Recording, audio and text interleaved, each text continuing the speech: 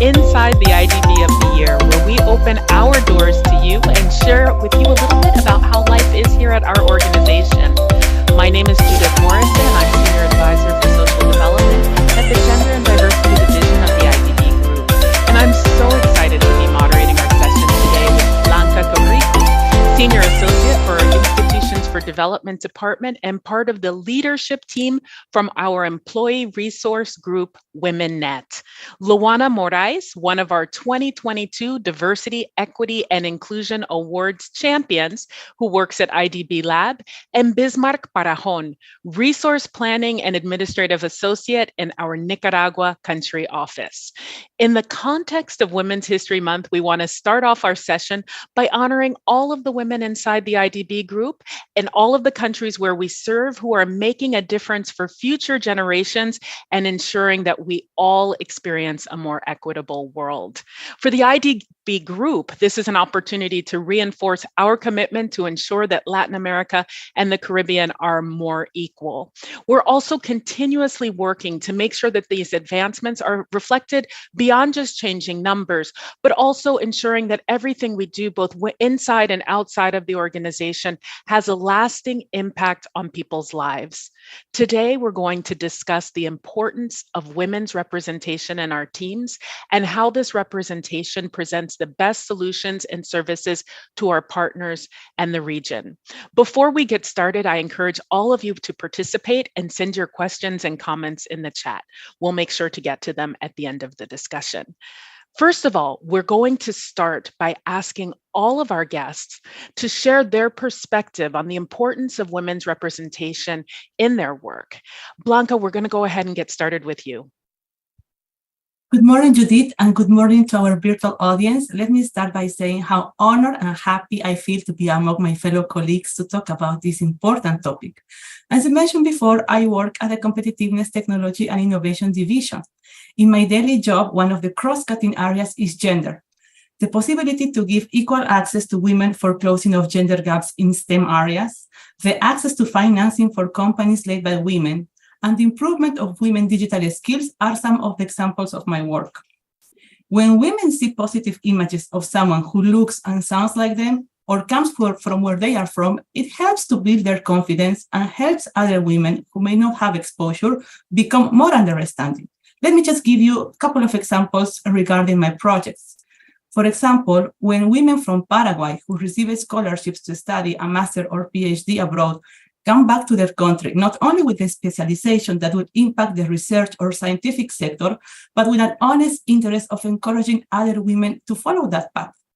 Also, when we support a women-owned business by financing some innovation for her company, it's not only about how this company could do better and grow. It's also about this women owner who would be able to employ other women or would become a role model in her community.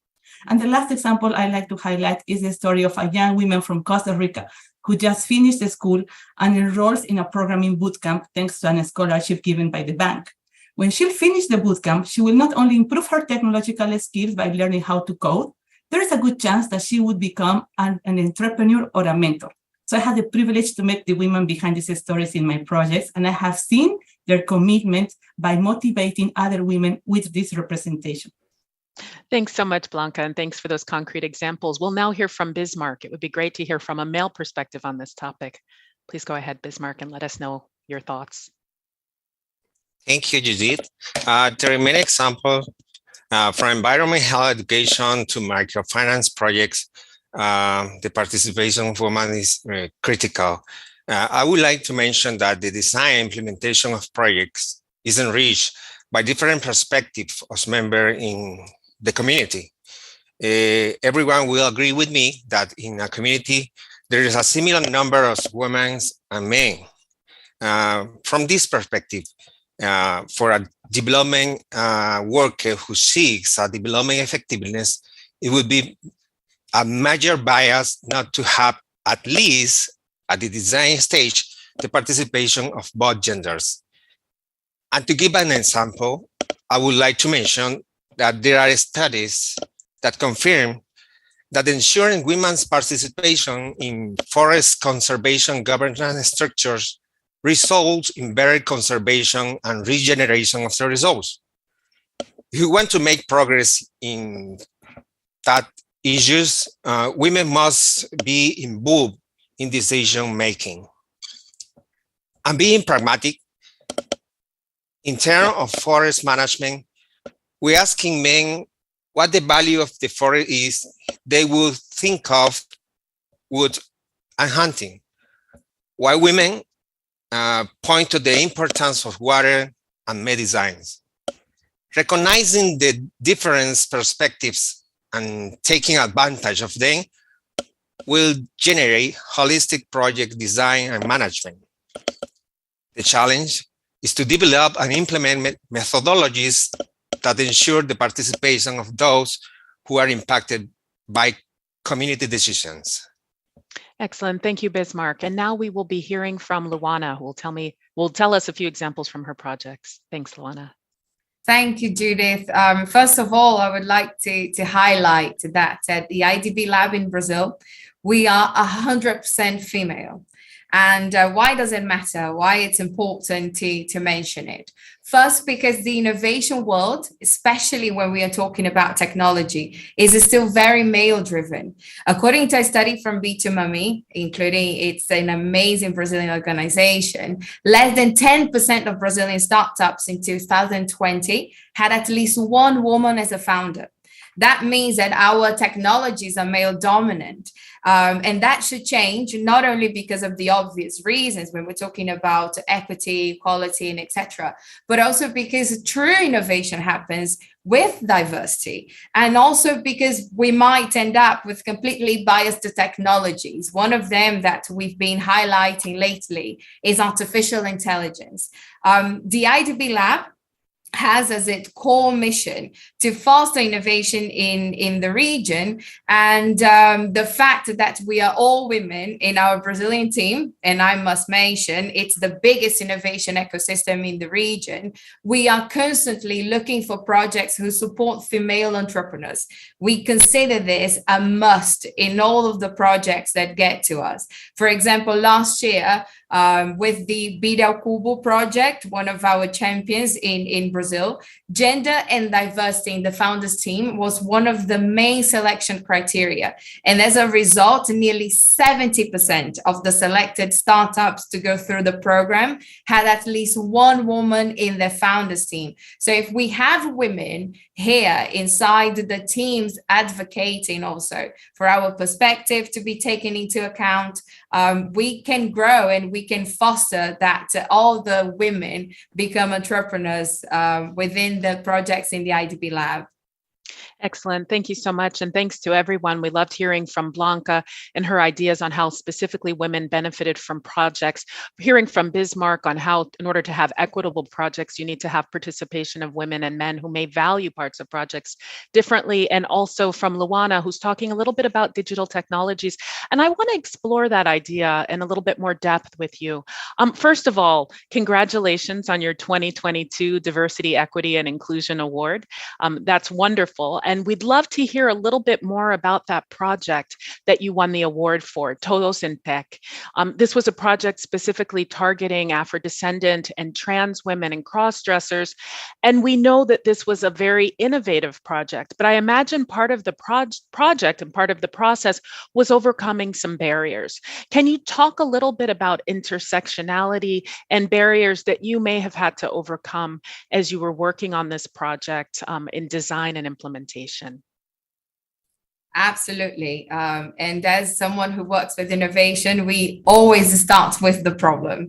And I'll bring you some data again, because it's important to highlight that we looked in 2018 in Brazil, and only 33% of technology professionals were women. When we put all of the women in one basket, that's 33%. But then when we zoom into this number, we saw that only 11% of professionals were from women from Afro or indigenous descendancy in a country where Afro descendants account for more than half of the population. So when we look at further, when we're talking about trans women, cross-dressers, unfortunately, the number is even lower. These are groups that have been historically marginalized, which adds different layers to the vulnerability of these human beings. So when we talk about women, if we put all of them in one basket, we forget the layers and the intersectionalities that we have to look when we're talking, especially in the development field. So when designing this project, and especially when implementing it, it was noticed that teaching the technical skills was actually the easy part of it, because the idea of Todas em Tech is to teach coding skills for these women, this group of women, and to put them in the job market. It was necessary to design a robust social emotional support that went beyond the softer skills workshops. The classes, they served as safe spaces where the vulnerabilities could be shared and welcomed as well. Moreover, their access to the job market was not the end of the road. It was actually a new beginning, because for many of these women, they were hired to work in environments where they were the outliers. And although we might say, yes, there were women there, but how many were Black women? How many was trans and cross-dressers? How many women with their same profile were working there? So we partnered with Reprograma, which is the executing agency for Todas em Tech, and we have been piloting with the hiring companies strategies to make our target group feel really welcomed and safe at the work environment, and also for companies to be more flexible and get adapted to their needs. So it's a two-way road that we need to be working on when we're talking about the real inclusion. Because I say real inclusion because we need to be looking into the intersectionality when we're talking about women. Excellent. Thank you so much, Luana. We're going to continue thinking about nuances within gender and complexities. And I'd like to continue the conversation with Bismarck. Specifically, we know that gender roles are not solely about women. And we know that in order to move the needle and to change these relationships, we need to really understand men's roles. And Bismarck, as a man who's working on gender, you have a position where you might be able to see certain aspects of gender that may not be as visible to women in their day-to-day lives. Can you tell us a little bit about the stereotypes that you've encountered in your workspace or in your personal life that can enable or prevent women's participation actively in development work? Sure, Judith, and thank you again for the invitation to this panel. From my perspective, those of us who work in development organization should be passionate about it. And if we are talking about a stereotype, I have always thought that those of us who work in development organization are a rare species, and one that I hope is not danger of extinction. It's a rare species because we believe in issues that other professionals are not yet convincing of.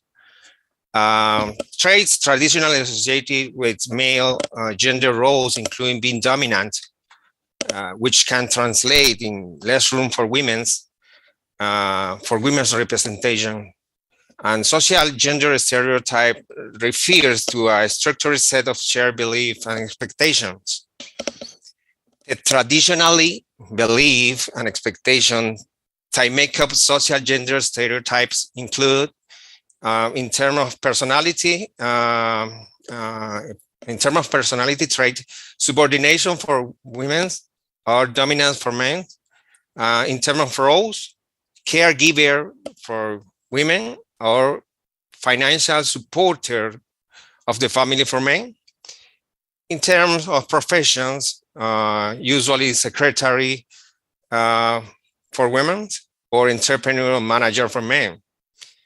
In short, femininity is traditionally identified with subordination, surrender, passivity, while masculinity presupposes power, ownership, and potency.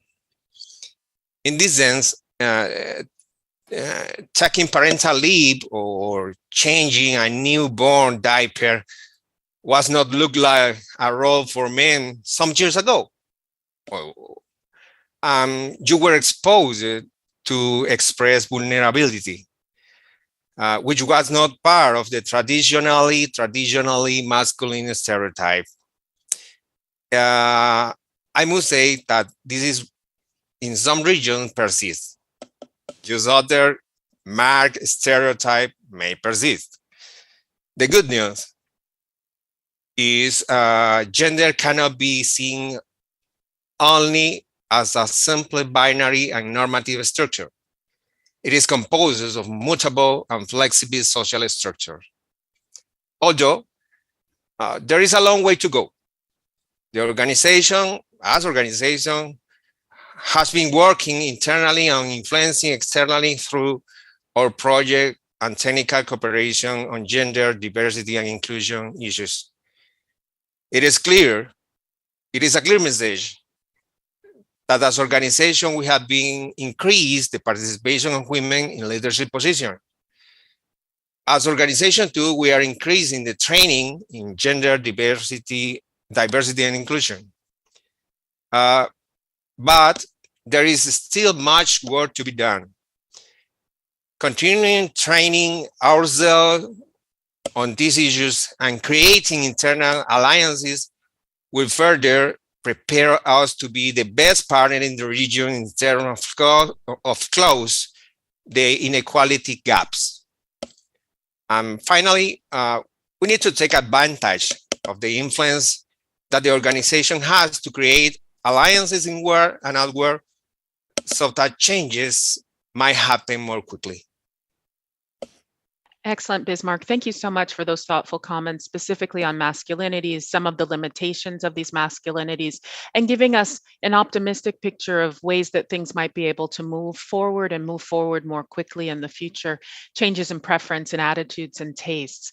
Let's think a little bit about the work that Blanca is doing, and specifically, she's part of the leadership team of WomenNet, which is our employee resource group here at the bank that focuses specifically on supporting a more gender-balanced work environment, promoting inclusion and also representativity. Given the discussion that we've had today and some of these notions of masculinities and notions of gender roles, how do you navigate these kinds of conversations with different generations of women and men that make up part of the collective of WomenNet? Well, thank you so much. And thank you to Bismarck that put all this conversation. He just made my answer here easier.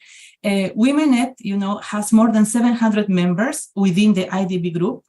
There is an internal resource that the IDB group has for the staff and the consultants that work here. We also have a particular characteristic, is the only one ERG that has presence in our country offices, with more than 5 WomenNet chapters in the region. In the Caribbean and Andean countries, even in South Con, we have all this presence with the staff members and consultants that work there. Let me just highlight that the work in WomenNet is voluntary. And the thing is that our close relation with the country offices is one of the best resources we have to navigate these types of conversations. WomenNet chapters are essential to increase participation and representation in country offices, promoting more inclusive and diverse work, try to make a better environment within the IDB group. In the past 2 years, WomenNet chapters brought attention to some of the topics that Bismarck just mentioned in his previous answer. We talked about the role models, breaking stereotypes, the female empowerment, sorority, gender violence, and unconscious biases. So we also learn about the stories, not only in the country offices, but also from women leaders in the region. Also, the second resource that we have in WomenNet is a podcast. Yes, we are very millennials here. We have a podcast. We launched the podcast a couple of years ago, and it's called WomenNet Voices Podcast. It features colleagues to enrich our knowledge and experience within the IDB group. It's a space to talk about gender equality from the perspective of our members and guests. Through diverse voices, we explore issues of professional growth, such as leadership, mentoring, masculinity, and other topics. For now, we have 4 episodes. that goes from the importance of women in innovation. That's a very nice case from Costa Rica, where the country office in Costa Rica launched a pitch competition, and almost all the people that participated in that were women, and the projects were led by women. So that was a very inspiring story to share. We also had another podcast about the importance of mentoring, why mentoring is important in building these networks. The third podcast is about women in technology. And the last podcast is a conversation actually between our two most active country office chapters, Costa Rica and Jamaica, and the work they've been doing. So WomenNet chapters and our podcast are two examples of the resources we have. And let me just say to the office, to the IDB group, that more podcasts are coming in this year, so stay tuned. Excellent. Thank you so much, Blanca. And we all look forward to tuning into those podcasts. I'm sure they're going to be available on the chat so that you can take a look at them at your leisure. We also want to make sure that this is a conversation. So please continue to send your questions to the team. We'd love to get some responses. And the first question that we have today is for Bismarck. What's the next step after addressing the need to increase women's representation in my team? Bismarck, we're going to give you about 2 minutes to answer this question. Thank you, Judith. We need to continue training us in diversity, gender, and inclusion. Human resources have available for us trainings, but we need to improve to methodologies to improve the intervention of our projects in our countries. That is the two key that I think that we need to do to improve our project interventions. Excellent. Thank you, Bismarck. I actually have received a question here from the chat, and it says, how can I bring more diverse perspectives to my projects? And how do I start that conversation with my team? I think the very first part of starting is to recognize the wonderful diversity of Latin America and the Caribbean. We have the fortune of being able to work in one of the most diverse regions in the whole entire world. So when we start our discussions and we're thinking about project design, we want to make sure that these projects will positively impact the lives of communities and all potential beneficiaries. And I think if we start with that model, we'll move diversity and inclusion and guarantee a diverse and gender perspective in everything that we do. The question that we have next for Luana is, how can I start a conversation about diversity, equity, and inclusion with my clients? Luana, I turn the mic over to you. Thank you. I always say I'm very pragmatic when I talk about the diversity, inclusion, and equity. And what do I mean by being pragmatic is that it's not only about human rights, it's also about the value added that we have in our projects when we're adding diversity, equity, and inclusion in our projects. So I show our clients that we are far beyond the justice, as we would say. It's actually about adding value to what we're doing. It's actually putting the citizens, putting the people at the center. And when I say putting the people at the center of what we do, is to actually look at all of them, again, going back to the intersectionality of our projects. This is what I mean. So when we talk about it, we show the values, and we show the values with numbers, with data. It's not just words, but it's also showing them, look, this is what you're going to get if you actually become more inclusive in your projects. Excellent. Thank you, Luana. I have a question for you, Blanca. When we're thinking about WomenNet and allyship, what are some of the most important things that people can do to become allies to the WomenNet network? What's the critical factor that makes this allyship work? I think the most important thing is having the will to open about this topic and to discuss about the importance of women empowerment or the equal rights between women and men, because WomenNet is not only a network for women. We have a lot of men colleagues who are part of our network and help us to grow. For example, mentoring programs or informal networking, our male colleagues are key for that. And I'm very happy to say that the engagement of WomenNet has been growing in the last years, just because we wanted to open the conversation and be very transparent, because women have probably struggles when they talk about empowerment, but also men think that sometimes it's a very hard topic for them to talk about that. So we have an open door. WomenNet is an open ERG.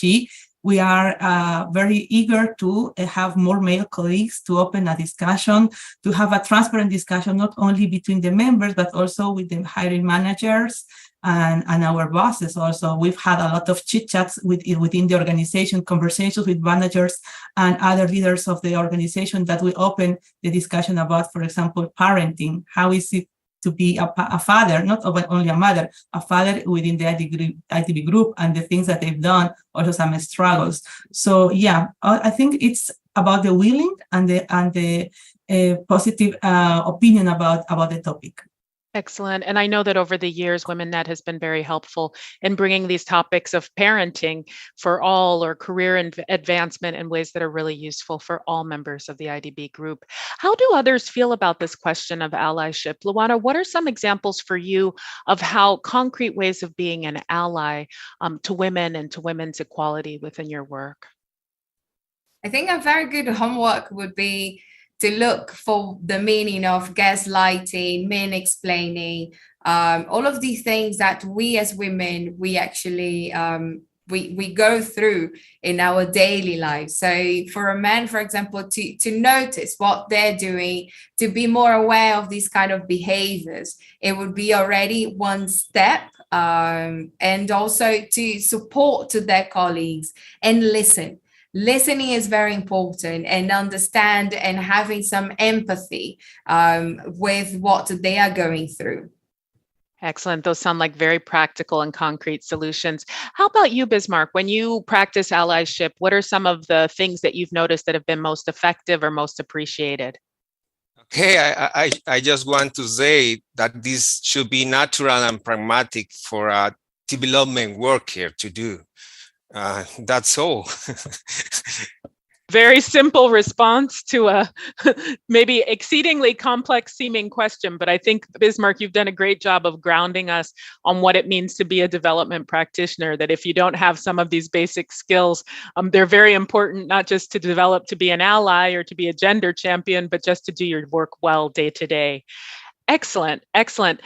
We've had a very fruitful discussion today. And first, I'd like to thank our guests for taking the time to participate in this Inside the IDB and sharing all of your important stories with us. To everyone that joined, I hope that this conversation has encouraged you to think about how to proactively take part in building a more prosperous, equal, and sustainable future for the region. Our commitment to women goes well beyond Women's History Month and Women's Month. Let's continue to reflect continuously on how we can promote and support gender equity, starting with those around us. We can all contribute to this discussion by looking at the great impact we can have on the development of our communities and our countries. To all of you that are watching, please stay tuned for more insightful conversations where you get to know our employees better and get to understand how life is right here inside the IDB.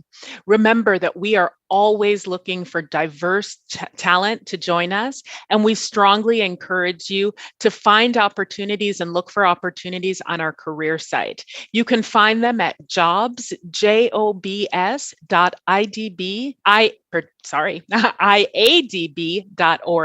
Again, that's jobs.iadb.org.